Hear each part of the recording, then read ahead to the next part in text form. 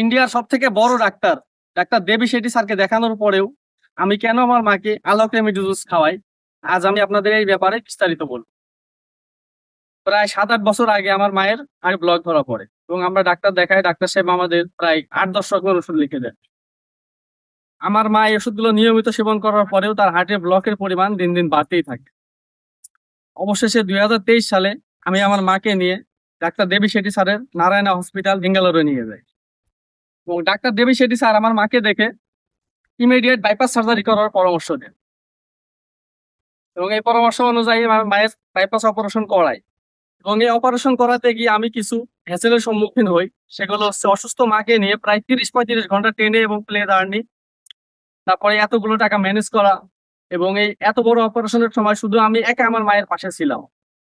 আর অপারেশনের সময় ডাক্তার সাহেব বলেন যে 3-4 ঘন্টা সময় লাগবে অপারেশন করতে, কিন্তু বাস্তবে আমার মাকে বিকেল 4টার সময় ওটি রুমে ঢুকাই এবং ভোর 4টার সময় ডাক্তার আমাকে ফোন দিয়ে বলে যে আপনার মায়ের অপারেশন সাকসেস হয়েছে।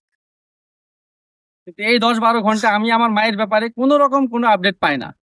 আর এতে আমি মারাত্মকভাবে ভয় পাই এবং আমার মাথায় একটা চিন্তা আসে যে এই বাইপাস সার্জারি আমি আর আমার আত্মীয় স্বজন বন্ধু বান্ধব কখনো কারো করাবো না।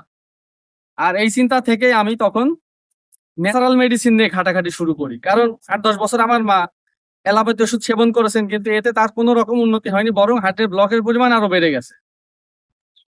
তখন ইন্ডিয়ার কিছু ডাক্তারের পরামর্শ অনুযায়ী আমার মাকে আমি রেমেডি জুস খাওয়ানো শুরু করি এবং আল্লাহর রহমতে আমার মা এখন অনেক ভালো আছেন।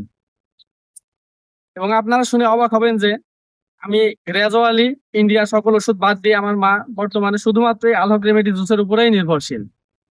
তাই আপনাদের যাদের হার্টের ব্লক ও হাই কোলেস্টেরল আছে তারা যদি কিছু নিয়ম মানার পাশাপাশি এই রেমেডি জুসটি নিয়মিত সেবন করেন তাহলে ইনশাল্লাহ আপনার হার্টের ব্লক দূর হবে এবং আপনি সুস্থ থাকবেন। তাই অর্ডার করতে নিচের অর্ডার নাও বাটনে ক্লিক করুন অথবা স্ক্রিনে দেওয়া নাম্বারে যোগাযোগ করুন।